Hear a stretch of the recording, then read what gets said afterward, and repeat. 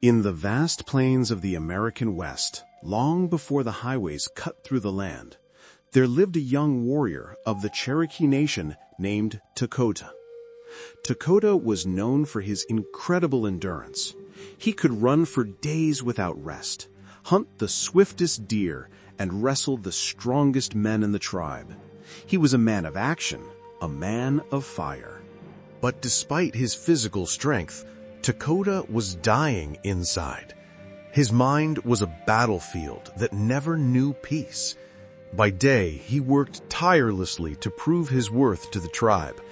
By night, he lay awake, tormented by 1,000 voices in his head. One voice told him he was not doing enough. Another voice told him he was an imposter. Another reminded him of a mistake he made 3 years ago. Another whispered that the future was dark and hopeless. The burden of these whispers became a physical weight, heavier than any buffalo carcass he had ever carried across the plains. Success brought him no joy, only a fleeting relief that he hadn't failed yet. When the tribe gathered around the fire to sing songs of victory, Takoda stood on the edge of the light, feeling cold despite the heat of the flames. He watched the smiling faces of his brothers and sisters, convinced they could see through his warrior's paint to the trembling imposter beneath. The praise of the elders sounded like ash in his ears, dry and meaningless. He began to view rest as a sin and silence as an enemy, for in the silence the accusations grew loudest. He was a prisoner in a jail cell built of his own impossible standards, constantly pacing, terrified that if he stopped moving for even a single breath, the illusion of his strength would shatter, revealing his inadequacy to the world. Takoda tried to fight these thoughts the only way he knew how, by working harder. He thought, if I just hunt more, the voices will stop. If I just become the war chief, I will finally feel peace. So he pushed himself to the brink. He stopped sleeping. He stopped laughing. He became a ghost in his own skin, hollowed out by an invisible war. He was winning every battle on the outside, but losing the war on the inside. He was burned out, not from physical labor, but from emotional exhaustion. One evening, exhausted and trembling, Takoda sat by the fire of his grandfather, a wise elder named Outrun. Outrun looked at the young man's sunken eyes and shaking hands. "Grandfather," Takoda whispered, "I am tired. I fight enemies all day, but the hardest fight is the one in my own head. Why can I not find rest? Why is my spirit so heavy?" The old man poked the fire, sending sparks up into the starry sky. "Takoda," he said softly, "you are tired because you are feeding the wrong beast. Inside of you, inside of me, inside of every person, there is a terrible battle going on. It is a fight between two wolves." Takoda looked up. "Two wolves?" "Yes," Awan continued. "One wolf is darkness. He is fear, anger, envy, sorrow, regret, greed, arrogance, self-pity, guilt, resentment, inferiority, lies, false pride, superiority, and ego.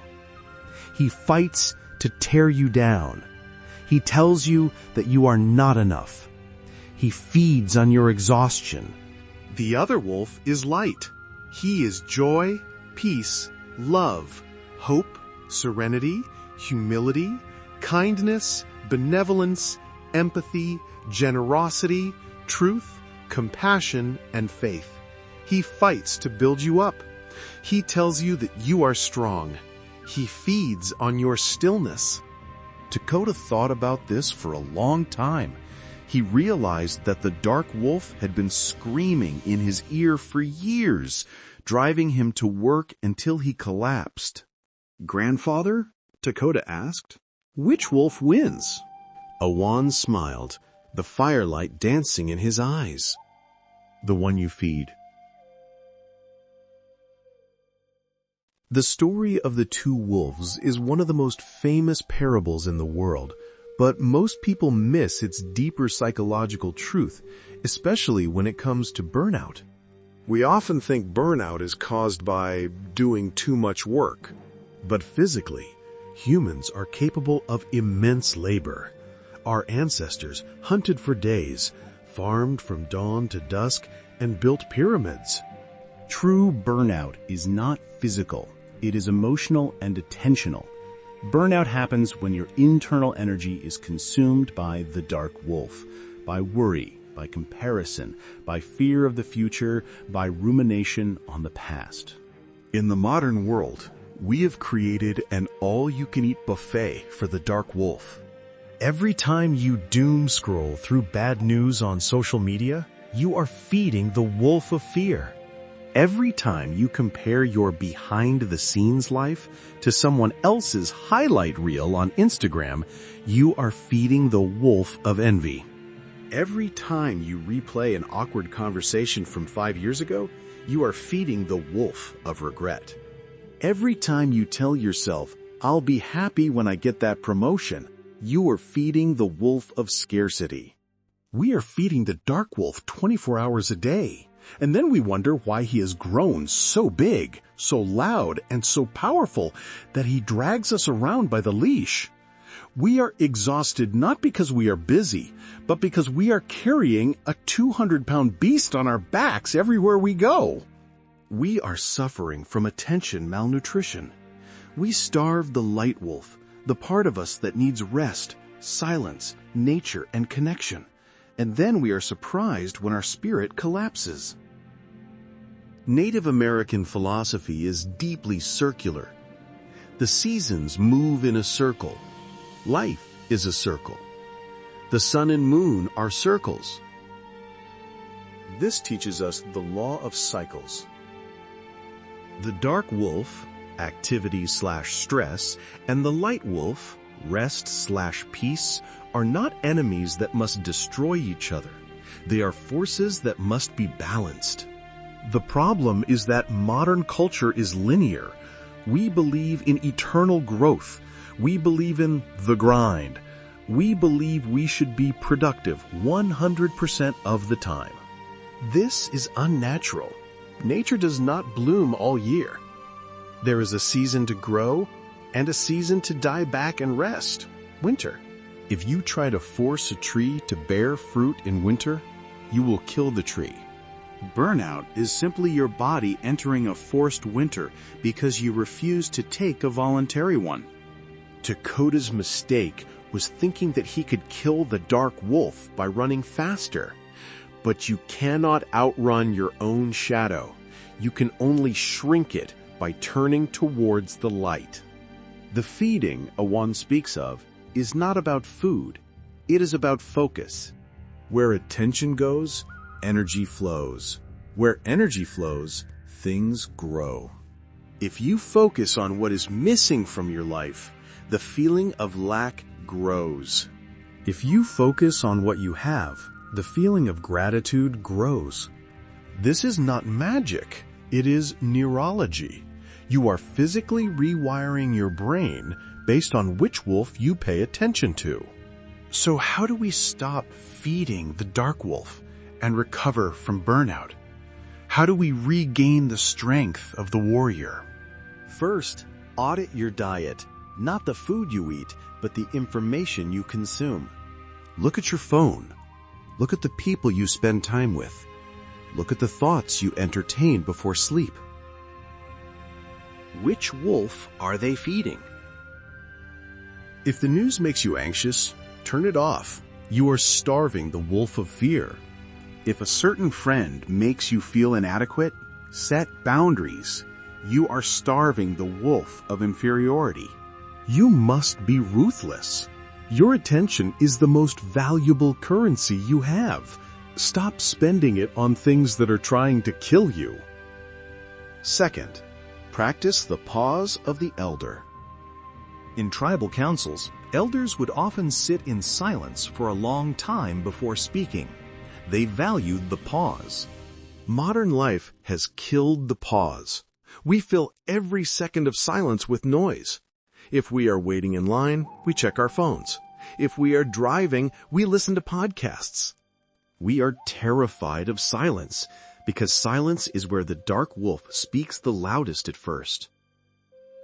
But you must reclaim the pause. Take 10 minutes a day to do absolutely nothing. No phone, no music, no planning. Just sit. Watch the clouds. Listen to the wind. In that silence, you feed the light wolf. You allow your nervous system to downregulate from fight or flight to rest and digest. Third, change your success metric. Takoda burned out because he measured success by how much did I catch or how many battles did I win. This is an external metric. It is endless. There will always be more deer. There will always be more battles. Shift to an internal metric. Ask yourself at the end of the day, did I act with honor? Was I kind? Did I stay present? The light wolf doesn't care about your trophies. He cares about your spirit. When you detach your self-worth from your productivity, you become immune to burnout. You work from a place of love, not a place of fear. You do not need to kill the dark wolf. Fear and anger have their place. They protect us in times of real danger. But you must stop letting him drive the bus. You are tired not because you have done too much, but because you have been fighting a war against yourself. Lay down your weapons. Stop trying to prove your worth to a world that is always hungry for more. Look inside. See the light wolf, starving in the corner, waiting for you to notice him. Feed him. Feed him with a deep breath. Feed him with a walk in the woods. Feed him with a moment of gratitude for the fact that your heart is still beating. Feed him by being kind to yourself. When you feed the light, the darkness doesn't disappear, but it becomes a shadow you can walk through rather than a monster that consumes you. You have the power to choose. Every thought is a vote. Every action is a meal. Which one will you feed today?